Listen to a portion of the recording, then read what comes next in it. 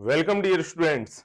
MGCI YouTube channel पर आज हम प्रतिज्ञा टेस्ट सीरीज के पेपर नंबर 3 को डिस्कस करेंगे, जिसका सिलेबस पार्ट 1 प्लस पार्ट 2 दोनों का कंबाइन सिलेबस है। दैट इज ये हमारा एक क्लब टेस्ट है जिसके सॉल्यूशन को आज हम डिस्कस करने वाले हैं। आइए स्टार्ट करें। तो जो हमारा क्वेश्चन नंबर 1 है उसमें एम्बडेन मेयरहाफ एवं पार्नस पथ मींस ईएमपी पथ में क्रमशः कितनी स्टेप्स में एटीपी का सिंथेसिस, एनएडी प्लस का रिडक्शन व एटीपी का यूज होता है। तो सबसे पहली चीज तो यह है कि यहां पर जो एम्बडेन मेयरहाफ पार्नस पथ की बात की जा रही है, ये कुछ और नहीं ग्लाइकोलिसिस है।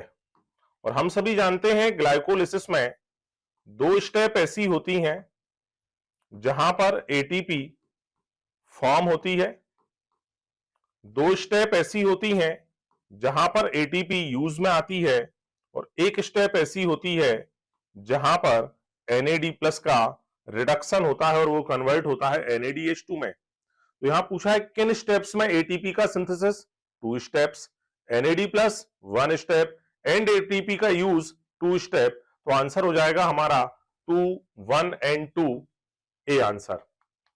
क्वेश्चन नंबर 92 को देखें तो लैंगिक जनन करने वाले जीवधारियों के जीवन चक्र में अर्धसूत्री विभाजन के द्वारा कौन सी अवस्था आती है। बेटा अर्धसूत्री विभाजन या जब मियोसिस की हम चर्चा करेंगे तो मियोसिस के द्वारा हैप्लॉइड स्टेट फॉर्म होती है, गैमीट उत्पन्न होते हैं, और जब इन युग्मकों का निषेचन होता है, फर्टिलाइजेशन होता है, तो अगेन 2n स्टेज फॉर्म हो जाती है। तो आंसर हो जाएगा हमारा बी, अगुणित व द्विगुणित क्रमशः। क्वेश्चन नंबर 93 में हमें मैंगो या आम के लिए सही का कथन या सही स्टेप्स का चुनाव करना है। जैसे वो प्लांटी में है, बिल्कुल सही है, बट ये गलत हो गया। यहां पर मैंगो डाइकोटिलिडनी में आता है, मींस ए आंसर नहीं होगा। डाइकोटिलिडनी सही है। यहां पर जीनस में दिया है ट्रिटिकम, ट्रिटिकम जीनस है गेहूं का, मैंगो का जीनस जो रहेगा वो रहेगा मैंगीफेरा। यहां पर प्लांटी, सेपेंडेल्स बिल्कुल सही है ऑर्डर, फैमिली एनाकार्डियेसी, यहां पर ये तीनों चीजें सही हैं। आइए एक बार फोर्थ को भी चेक करें, मैंगीफेरा सही है। कुल यहां जो पोएल्स दिया है ये तो पोएसी फैमिली का है, यहां पे जो कुल होगा मैंगो का वो होता है एनाकार्डियेसी। दैट इज हमारा आंसर डी भी नहीं होगा। तो हमारा 93 नंबर पे आंसर जो है वो है सी। 94 बैक्टीरिया रिप्रोड्यूस मेनली बाय, जीवाणु सामान्यतः जनन करते हैं फिजन के द्वारा। यहीं पर आप ये भी याद कर लेना, यदि जीवाणुओं का सेक्सुअल रिप्रोडक्शन आपसे पूछ लिया जाए तो जीवाणुओं में होने वाला सेक्सुअल रिप्रोडक्शन सबसे सिंपलेस्ट टाइप का होता है, सबसे सरल प्रकार का होता है, जिसे हम कॉन्जुगेशन या जिसे हम संयुग्मन कहते हैं। और इस संयुग्मन की घटना में एक जीवाणु से दूसरे जीवाणु में उनके पुरातन डीएनए का स्थानांतरण होता है एक नली के द्वारा। उस नली का नाम रहेगा संयुग्मन नलिका, जो कि पिलाई की सहायता से फॉर्म होती है। क्वेश्चन नंबर 95 को यदि हम देखें तो यहां पर मैच द कॉलम है। लाइकेन एक सहजीवी रिलेशन है एल्गी एंड फंजाई के बीच का, ठीक है। माइकोराइजा सहजीवी रिलेशन है fungi and higher plant of root. Prions जो है ये इन्फेक्टियस प्रोटीनेसियस मॉलिक्यूल है। वायरॉइड्स जो है वो इन्फेक्टियस आरएनए है। मतलब यहां पर जो मैच द कॉलम हमसे पूछा है वो ऑलरेडी मैच कंडीशन में ही था। ये मैच द कॉलम हमें एग्जाम हॉल में एक गलती करने से बचाएगा कि आप ऐसा मत सोचना कि कभी भी ए को उसके सामने वाले से तो मिलाना ही नहीं है, बोले ये तो हो ही नहीं सकता। आप ऐसा कुछ भी सोच कर ना जाएं।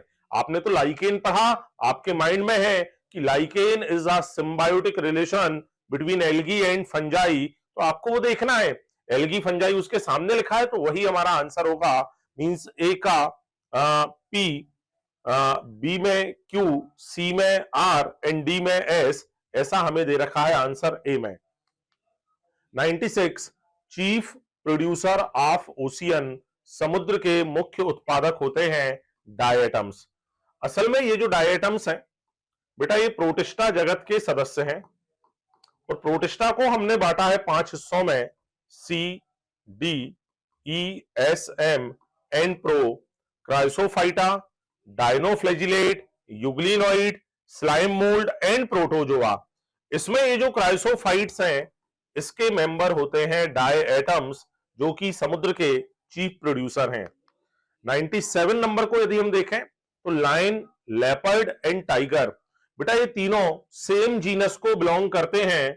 इनका जीनस जो है वो जीनस है पैंथेरा।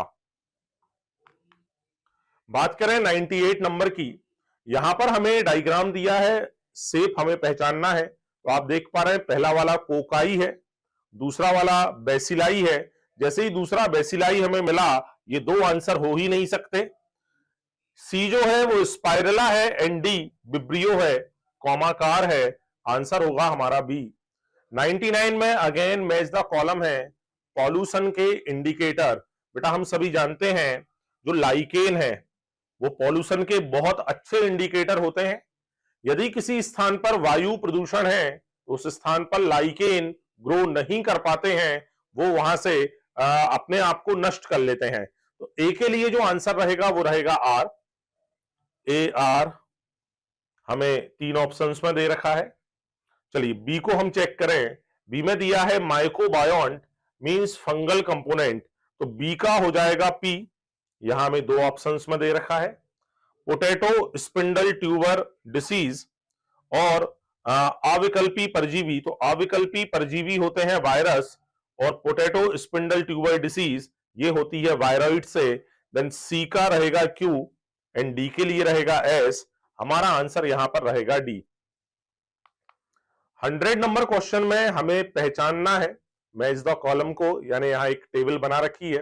तो ऑर्गेनिज्म को पहचानना है, उसके स्टोर्ड फूड और उसके वर्ग को हमें यहां पहचानना है। चलिए यहां से स्टार्ट करें।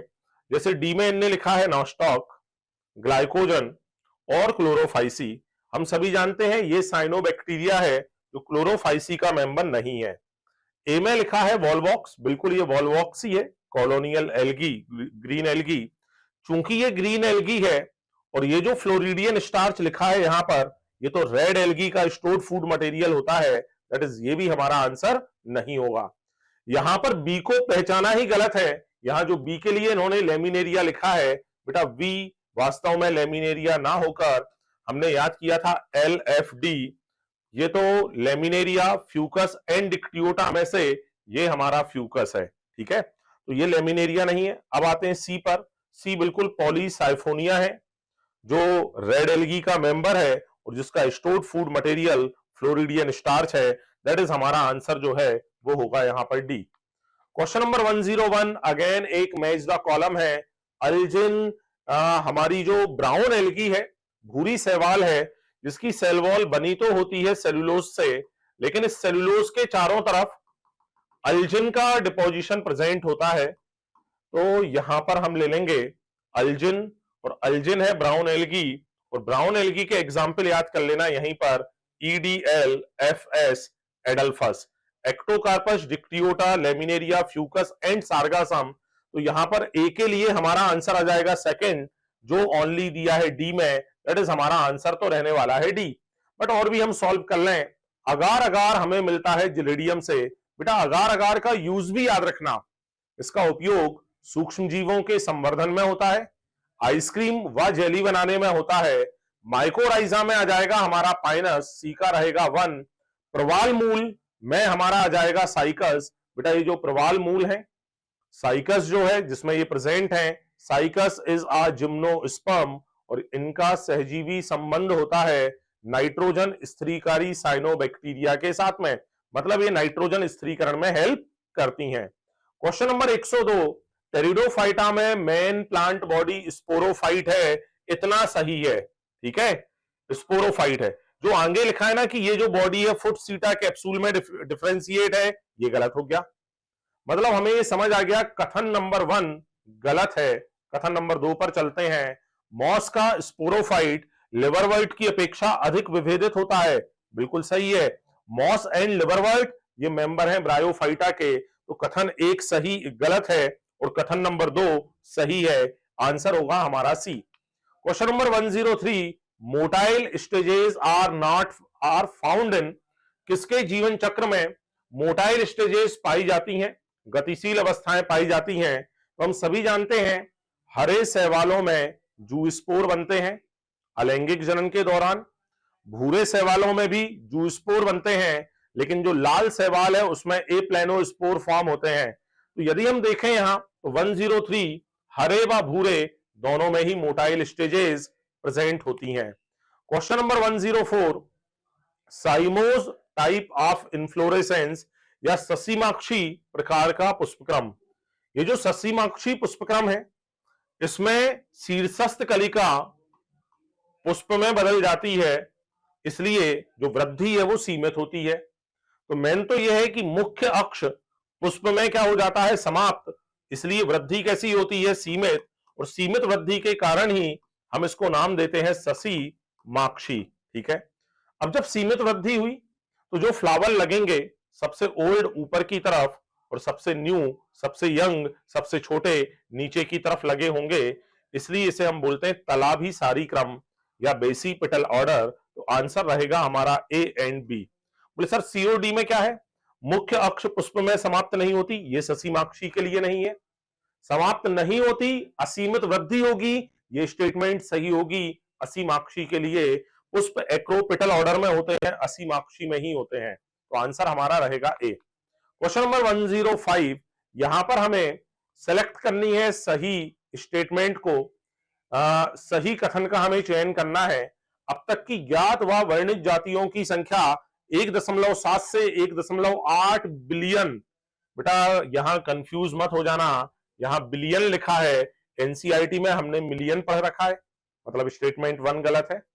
सिस्टमैटिक्स में जीवों के मध्य के विकासी संबंधों को ध्यान में नहीं रखा जाता, जबकि हम जानते हैं सिस्टमैटिक्स जीवों के विकासी संबंधों पर निर्भर है। आइए डी को देखें, बाह्य व आंतरिक संरचनाएं आधुनिक वर्गीकरण के लिए आवश्यक नहीं है, जबकि हमें पता है कि हमने बाह्य मींस मार्फोलॉजी, आंतरिक मींस एनाटॉमी, इन संरचनाओं को वर्गीकरण का आधार बनाया। हमारे लिए सही स्टेटमेंट है केवल सी, जो हमारा आंसर है कि जंतु हो, स्तनधारी या कुत्ता, ये विभिन्न स्तरों पर टेक्सा को दर्शाते हैं। क्वेश्चन नंबर 106, यहां हमें फॉर्मूला पहचानना है। देखिए एक तो यह है कि फॉर्मूले हमें रटे हो, वो भी एक तरीका हो सकता है सही फॉर्मूला पहचानने का, बट यदि गलती से फॉर्मूला याद ना हो तो आप डायग्राम देखकर भी फॉर्मूले को पहचान सकते हैं। जैसे यहां पर आप देखें, यदि हम इसको किसी भी एक्सिस के थ्रू काटेंगे, दो बराबर हिस्से होंगे, मतलब ये जाइगोमॉर्फिक तो नहीं है, ये है एक्टिनोमॉर्फिक। यहां मेल एंड फीमेल दोनों हैं, मतलब ये होगा बाइसेक्सुअल। अब हमें समझना है calyx, Corolla, androecium and gynoecium. आप यहां देख पा रहे होंगे यहां पर टोटल 5 कैलिक्स हैं जो आपस में अटैच्ड हैं, वो पेरियांथ के फॉर्म में नहीं है, जबकि सी में ये पेरियांथ हमें दे रखा है। पेरियांथ का मतलब होता है जब कैलिक्स एंड कोरोला एक दूसरे के साथ ज्वाइन हो जाते हैं और सेपरेशन खत्म हो जाता है, ये जुड़ जाते हैं, तब उसे पेरियांथ बोलते हैं, जो लिली में, लिलिएसी फैमिली में प्रेजेंट है। मतलब ये तो हमारा हो गया है गलत, यहां ऐसा कुछ भी डायग्राम में नहीं है। K5 बिल्कुल आपस में अटैच है, बिल्कुल सही है। सी मींस जो हमारा कोरोला है वो भी 5 है जो आपस में अटैच है, तो ये भी बिल्कुल सही है। यहां पर एंड्रोशियम 5, अब यहां पर एक डिफरेंस है, एंड्रोशियम 5 ब्रैकेट में मींस फ्यूज्ड है, androecium 5 but without bracket means ये स्वतंत्र है। और आप यहां देखें 1 2 3 4 एंड 5 ये आपस में जुड़े नहीं है। हाँ, ये हमारे कोरोला के साथ जुड़े हैं तो ये वाला साइन तो आएगा, ये बिल्कुल सही है ये साइन, बट यहां पर ब्रैकेट आने वाला नहीं है। दैट इज हमारा आंसर जो रहेगा वो रहेगा डी, और ये फार्मूला है सोलेनेसी फैमिली का। क्वेश्चन नंबर 107, डायग्राम देखकर हमें पार्ट्स को पहचानना है। सबसे पहले बात करें ए यहां एंडोस्पर्म है और बी यहां स्क्यूटेलम है। ठीक है, तो सबसे पहले तो ले लिया हमने एंडोस्पर्म, स्क्यूटेलम। सी और डी को देखें तो सी हमारा हो जाएगा यहां पर कॉलियोप्टाइल, और जो सी है वो प्रांकुर चोल, और डी मूलांकुर चोल। तो एंडोस्पर्म, स्क्यूटोलम, कॉलियोप्टाइल यानी कि प्रांकुर चोल, और ये हो जाएगा हमारा मूलांकुर चोल। तो आंसर रहेगा हमारा यहां पर ए। क्वेश्चन नंबर 108, यहां पर हमें असर्शन रीजन टाइप एक क्वेश्चन दिया है कि अनावृत बीजी पादपों में परागकण लघु बीजाणुधानी से मुक्त होते हैं और वायु के द्वारा फ्लो करते हैं। बिल्कुल, हम सभी जानते हैं जिम्नोस्पर्म में जो परागकणों की गति है वो केवल और केवल वायु के द्वारा ही होती है, ओनली वायु परागण होता है। तो असर्शन 100% सही है। रीजन पे चलें, वायुधारा परागकणों को स्त्रीधानी के मुख पर ले जाती है, जहां पर नर युग्मक मुक्त होते हैं, यहां तक का सही है। बट ये जो लास्ट में लिखा है ना, पराग नली का निर्माण नहीं होता, निर्माण होता है, तो ए सत्य है, परंतु आर जो है वो असत्य है। दैट इज हमारा जो आंसर रहेगा वो रहने वाला है बी। 109 अगेन स्टेटमेंट वाला सवाल है। अरीय संवहन bundle means radial vascular bundle जो कि रूट में प्रेजेंट होते हैं, उनकी चर्चा हो रही है। तो उनका कहना है रेडियल वास्कुलर बंडल में जाइलम व फ्लोएम एकांतर तरीके से भिन्न भिन्न त्रिज्याओं पर पाए जाते हैं। 100% सही स्टेटमेंट है। स्टेटमेंट नंबर 2, कंजॉइंट या संयुक्त संवहन मंडल में जाइलम व फ्लोएम सेम रेडाई पर सेम त्रिज्या पर होते हैं, ये बात भी बिल्कुल सही है। तो कथन 1 व कथन 2 दोनों सही हैं। क्वेश्चन नंबर 110, कौन वर्गीकरण तंत्र कायिक व लैंगिक दोनों लक्षणों को समान महत्व देता है? तो आप याद रखना, एक होता है वर्गीकरण के प्रारंभिक प्रयास या जिसे हम बोलते हैं कृत्रिम वर्गीकरण तंत्र या आर्टिफिशियल सिस्टम ऑफ क्लासिफिकेशन। ये जो आर्टिफिशियल वर्गीकरण है ये समान महत्व देता है। यही तो इस वर्गीकरण की कमी थी, इसने लैंगिक व कायिक लक्षणों को समान महत्व दे दिया था, जबकि कायिक लक्षण पर्यावरण के परिवर्तन के साथ परिवर्तित हो जाते हैं, जबकि लैंगिक लक्षण स्टेबल बने रहते हैं। बट इन्होंने समान महत्व दिया था। तो सबसे पहले तो आएगा हमारा आर्टिफिशियल, जो एक में ही दिया है। ठीक है। नंबर दूसरा न्यूमेरिकल, इसलिए क्योंकि जो संख्यात्मक वर्गीकी है वो सभी अवलोकनीय दृश्य गुणों को एक नंबर देती है, कोड बनता है, देन उनकी प्रोसेसिंग होती है। तो हर एक गुण को जब नंबर दिया जा रहा है, मतलब हर एक गुण को यहां पर भी समान महत्व देते हैं। तो आंसर रहेगा हमारा डी, कृत्रिम व संख्यात्मक वर्गीकरण। जातिवृत्तीय नहीं रहेगा, संख्यात्मक है, प्राकृतिक नहीं रहेगा, प्राकृतिक नहीं रहने वाला। यहां 111 नंबर क्वेश्चन को यदि हम देखें तो हमें यहां स्टेटमेंट्स बतानी है कि कितने कथन द्विबीजपत्री तने के संदर्भ में सही नहीं है। डाइकॉट स्टेम के लिए जो सही नहीं है वो हमें देखना है। तो बाह्य त्वचा पर त्वचारोम तथा कुछ रंध्र होते हैं, सही स्टेटमेंट है ये। बलकुट मींस कॉर्टेक्स की बाहरी सतह या बाहरी क्षेत्र को अधस त्वचा कहते हैं, हाइपोडर्मिस कहते हैं, सही है। सबसे भीतरी सतह जो है कॉर्टेक्स की वो एंडोडर्मिस है, ये भी सही है। और जो अंतस त्वचा को मंड अक्षद भी कहते हैं, ये भी यहां पर सही है। गलत स्टेटमेंट यदि देखें तो ये जो लिखा है ना डी में कि संवहन मंडल बिखरे होते हैं, स्कैटर्ड होते हैं, ये है यहां गलत। क्यों? क्योंकि डाइकॉट स्टेम में जो वास्कुलर बंडल है वो बिखरे ना होकर वो रिंग अरेंजमेंट में होते हैं। ठीक है, यहां पर बिखरे होते हैं किसमें? मोनोकॉट में। तो आंसर रहेगा कि केवल एक ही कथन हमारा गलत है, तो आंसर हो गया ए। क्वेश्चन नंबर 112 को देखें, एक बीजपत्री तने के लिए गलत है। तो संवहन पूल बिखरे हैं, संयुक्त बंद यानी कंजॉइंट एंड क्लोज हैं, स्क्लेरन काइमेटस बंडल शीथ से घिरे हैं और वाटर कैविटी पाई जाती है, सही है। स्क्लेरन काइमेटस हाइपोडर्मिस, ये भी सही है। परिधीय संवहन पूल केंद्रीय संवहन पूल से छोटे होते हैं, हम सभी जानते हैं परिधि पर छोटे और केंद्र में बड़े वास्कुलर बंडल पाए जाते हैं। भरण ऊतक यानी ग्राउंड टिश्यू में कॉर्टेक्स, पेरिसाइकिल व मज्जा वगैरह होती हैं, ये गलत है। मोनोकॉट स्टेम में ऐसा कुछ भी नहीं होता, उसमें होता क्या है? सामांगी पेरेनकाइमेटस ग्राउंड टिश्यू पाया जाता है, एक समान पाया जाता है। तो केवल और केवल एक स्टेटमेंट ही यहां पर गलत है, जो है हमारी 4th नंबर की, दैट इज आंसर रहने वाला है यहां पर सी। क्वेश्चन नंबर 113 को देखें, यहां पर कौन से जीवों का समूह एक ही वंश से संबंधित है? तो आप यहां देखें, बंदर, बाघ, गोरिल्ला अलग हो जाएगा। हाँ, बैगन, आलू व मकोए, सोलेनम ट्यूबरोसम, सोलेनम मेलांजीना, ये सोलेनम मेलांजीना है, ये ट्यूबरोसम, और ये सोलेनम नाइग्रम। इसी तरह से बाघ, शेर व तेंदुआ ये एक ही जीनस पैंथेरा के हैं, तो आंसर रहेगा हमारा बी व C. Question number 114, oxidoreductase. Oxidoreductase वे होते हैं जो दो सबस्ट्रेट के बीच ऑक्सीडो रिडक्शन मतलब ऑक्सीकरण भी करवाएं और रिडक्शन को भी करवाएं। मींस हमारा जो ए रहेगा उसको हमें मैच करना है 3 से, तो आंसर या तो रहेगा बी या आंसर रहने वाला है ए। नेक्स्ट है ट्रांसफरेजेस। ट्रांसफरेजेस सबस्ट्रेट की एक जोड़ी के मध्य हाइड्रोजन को छोड़कर, क्योंकि यदि हाइड्रोजन का ट्रांसफर कराया तब तो वो ऑक्सीडो रिडक्टेज हो जाएगा, तो हाइड्रोजन के अलावा किसी दूसरे समूह का स्थानांतरण कराते हैं, मतलब बी का आंसर यहां रहेगा हमारा 1, दैट इज आंसर रहेगा ए। आइसोमरेजेस क्लियर है ऑलरेडी हमें कि ये प्रकाशिक, ज्यामिति या स्थिति समावयवियों का अंतर रूपांतरण करवाता है। तो ये है क्वेश्चन नंबर 114। 115 पर चलें। असर्शन रीजन है पृष्ठाधारी पत्ती मतलब डाइकॉट लीफ की ऊपरी सतह निचली सतह की तुलना में गहरे रंग की होती है, 100% सही है। और निचली सतह पर रंध्रों की संख्या, स्टोमेटा का नंबर ऊपरी सतह की तुलना में अधिक होता है। तो ये भी हमें ऑलरेडी पहले से पता है कि नीचे वाली सरफेस पर स्टोमेटा ज्यादा पाए जाते हैं।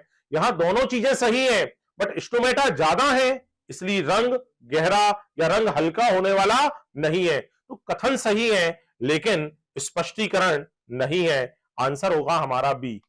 Question number 116, match the column. Stephen Hales वो वैज्ञानिक है जिसने फोटोसिंथेसिस की खोज करी, तो ए को हमें मिलाना है 4 से।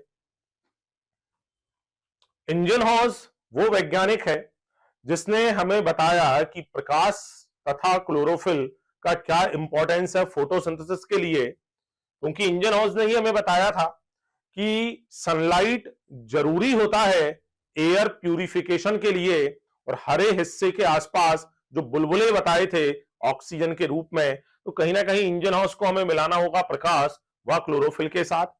एक्शन स्पेक्ट्रा दिया था टी.डब्ल्यू. एंजलमैन ने, और वॉन सेच ने प्रोडक्ट ऑफ फोटोसिंथेसिस की जानकारी हमें दी थी। तो 4 1 2 3, तो आंसर रहेगा हमारा ए 4 1 2 3। क्वेश्चन नंबर 117, कोशिका भित्ति एवं मध्य पटलिका में जो आड़े तिरछे रूप से फैले हैं बेटा वो होते हैं प्लाज्मोडेस्माटा, तो आंसर रहेगा या तो सी या डी। और प्लाज्मोडेस्माटा का काम है पास पास वाली कोशिकाओं के कोशिका द्रव्य को आपस में जोड़ना, ना कि डीएनए को, दैट इज हमारा आंसर रहेगा सी। 118, किस को छोड़कर सूत्रकणिका सभी काम करती है, तो माइटोकॉन्ड्रिया में एटीपी सिंथेसिस होता है। माइटोकॉन्ड्रिया के पास अपना खुद का डीएनए, आरएनए, प्रोटीन संश्लेषण की मशीनरी है, मतलब उसमें प्रोटीन संश्लेषण भी होता है। हम सभी जानते हैं रेस्पिरेशन के दौरान फूड मटेरियल का ऑक्सीडेशन भी यहां होता है, लेकिन हाँ ये वाला काम माइटोकॉन्ड्रिया में नहीं होता, ग्लाइकोलिपिड का निर्माण, और यही रहेगा हमारा आंसर, क्योंकि ग्लाइकोलिपिड जो है वो बनते हैं गोल्जी बॉडी में ग्लाइकोसाइलेशन की प्रक्रिया के द्वारा। क्वेश्चन नंबर 119, अगेन एक स्टेटमेंट वाला सवाल है, आइए ध्यान से पढ़ते हैं। C4 पथ में, सॉरी C4 बोल दिया मैंने, C3 पथ में एक 5 कार्बन की कीटोस शर्करा राइबुलोज 1,5 बिसफॉस्फेट होती है जो कि CO2 की प्रथम ग्राही है, 100% सही।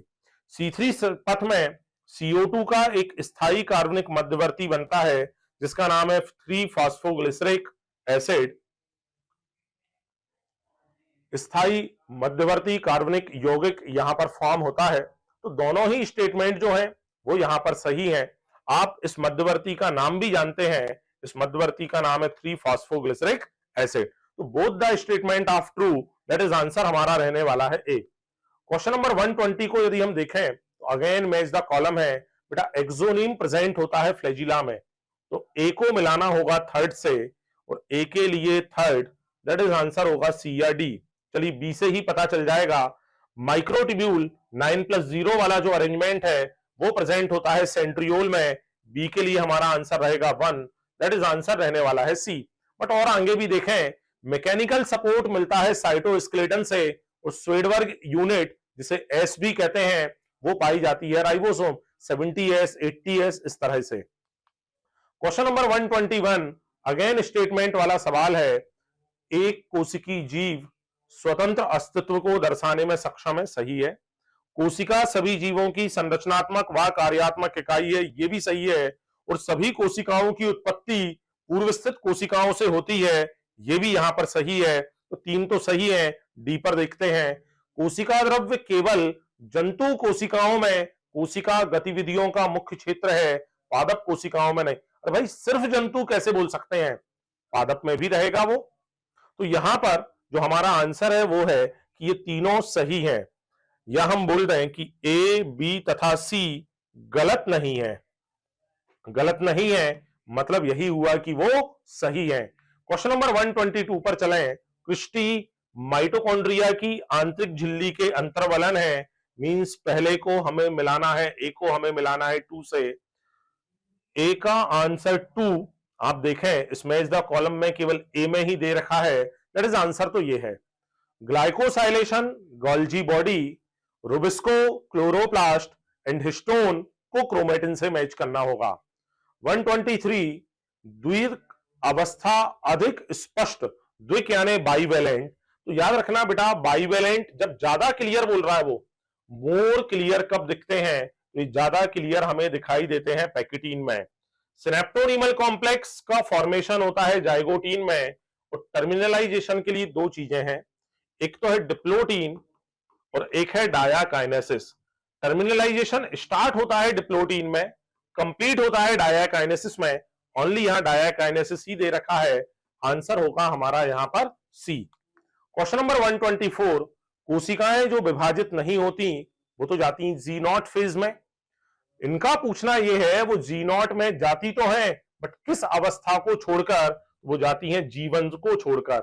मतलब जो सेल साइकिल में यहां जीवन है, इस जीवन से निकलकर कहां चली जाती हैं, जी नॉट फेज में। 125 डंबल शेप गार्ड सेल किसमें प्रेजेंट होती हैं, तो dumbbell shape guard cell present होती हैं मोनोकॉट में, और मोनोकॉट में हमारी आ रही है मक्का। क्वेश्चन नंबर 126 अगेन कुछ कथन यहां पर हैं बाइवेलेंट के लिए, हमें बताना है कितने सही हैं। तो बेटा हम सभी जानते हैं कि बाइवेलेंट जो है वो चतुष्क होता है, और चतुष्क का मतलब क्या है, जिसमें 4 क्रोमेटिड 2 सेंट्रोमियर। अरे भाई बाइवेलेंट यानी 2 क्रोमोसोम, 2 क्रोमोसोम तो 4 भुजाएं और 2 सेंट्रोमियर, ये भी सही है। एक बाइवेलेंट में 2 समजात गुणसूत्र होते हैं, बिल्कुल सही है। बाइवेलेंट जाइगोटीन में बनते हैं, तो सारे के सारे जो कथन है वो बाइवेलेंट के लिए सही है, दैट इज आंसर होगा हमारा D. Question number 127 again match the column है, और ये जो मैच द कॉलम है ये हमारे सेकेंडरी मेटाबोलाइट से है। तो लेक्टिन्स मींस कॉनकेनेवेलिन ए, ड्रग्स में विनब्लास्टीन, एल्कोलाइट्स में कोडीन, और बहुलक पदार्थ में आ जाएगा रबर। तो ए का आंसर है 2, यहां 3 में दे रखा है। बी के लिए आंसर है हमारा 3, तो A2 एंड B3 यहां पर मौजूद है, A2 B3। सी पर चलते हैं, पॉलीमेरिक सब्सटेंस 4, तो सी के लिए 4 आंसर, दैट इज आंसर होगा मेरा ए। 128 नंबर का जो क्वेश्चन है, विच bond is formed by dehydration.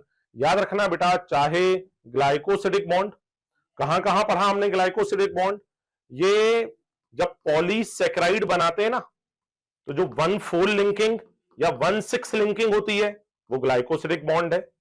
एक और जगह हमने पढ़ा ग्लाइकोसिडिक बॉन्ड जब पेंटोज शुगर की रिएक्शन नाइट्रोजिनस बेस से होती है, जिसमें पेंटोज शुगर का कार्बन नंबर 1 नाइट्रोजिनस बेस में यदि प्यूरिन है तो एटम नंबर 9, पायरिमिडीन है तो एटम नंबर 1, इनके बीच भी बना था ग्लाइकोसिडिक बॉन्ड, बीच में से वाटर मॉलिक्यूल बाहर हुए थे, मतलब हुआ था डिहाइड्रेशन। पेप्टाइड बॉन्ड फॉर्म होता है बिटवीन अमाइनो एसिड कब, जब प्रोटीन का फॉर्मेशन होना होता है, इस समय भी COOH और NH2, यहां से H यहां से OH वाटर मॉलिक्यूल बना के बाहर हो जाते हैं और फॉर्म होता है पेप्टाइड बॉन्ड। फॉस्फोडाइस्टर बॉन्ड बनता है एक न्यूक्लियोटाइड का दूसरे न्यूक्लियोटाइड के साथ। तो एक न्यूक्लियोटाइड का जो फॉस्फेट है वो अपने ऊपर वाले या अपने नीचे वाले न्यूक्लियोटाइड की जो शुगर है, उस शुगर के 3rd नंबर कार्बन के साथ जो बॉन्ड बनाएगा वो है फॉस्फोडाइस्टर बॉन्ड। तो इस सारे के सारे जो बॉन्ड हैं ये डिहाइड्रेशन वाले बॉन्ड हैं, दैट इज आंसर रहेगा हमारा डी। अगला क्वेश्चन है, निम्न कथनों को पढ़िए। एलएससी प्रोटीन बंधित सैकड़ों वर्णक अणुओं से निर्मित होते हैं। तो ये प्रोटीन जो एलएससी है वो प्रोटीन बंधित सैकड़ों वर्णक अणुओं से निर्मित होते हैं। बिल्कुल सही है बेटा। यहां पर एक मिस्टेक दे रखी है हिंदी की एनसीईआरटी में। आप यदि हिंदी की एनसीईआरटी देखेंगे एलएससी में वहां लिखे हजारों वर्णक अणु, जबकि इंग्लिश की एनसीईआरटी में वहां लिखा है सैकड़ों वर्णक अणु। तो यदि किसी ने सुधारा ना हो तो वो सुधार लेना। जहां आपकी हिंदी की एनसीईआरटी में दोस्तों हजारों वर्णक अणु लिखे हैं वहां आप कर लेना सैकड़ों। तो स्टेटमेंट ए इज ट्रू, ये सही है।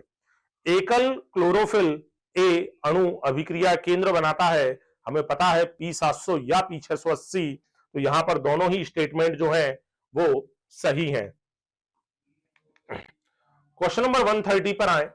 प्रकाश संश्लेषण में प्रथम CO2 स्थिरीकरण के रूप में फास्फोग्लिसरिक एसिड की खोज किसमें हुई थी?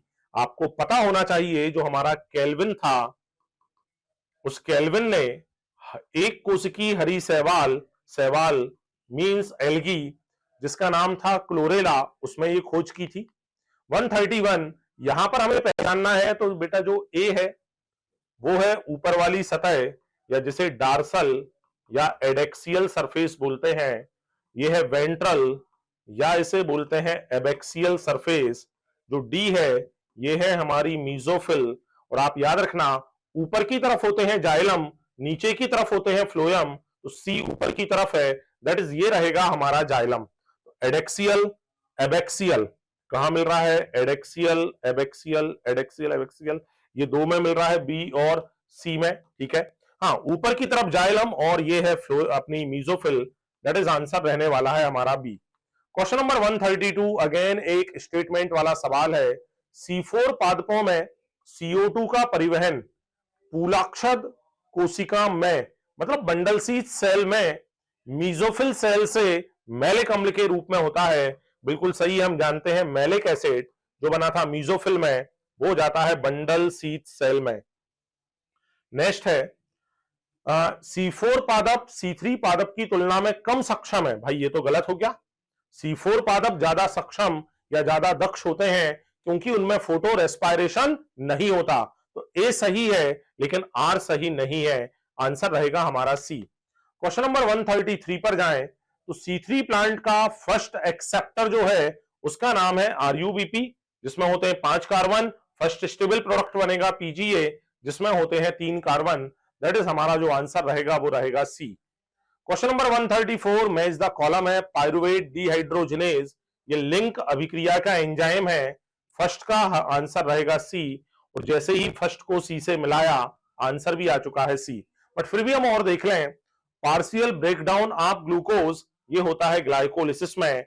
नेक्स्ट है क्रेब्स साइकिल, ये माइटोकॉन्ड्रिया के मैट्रिक्स में चलती है। और ETS जो है वो इनर माइटोकॉन्ड्रियल मेम्ब्रेन पर संपन्न होता है।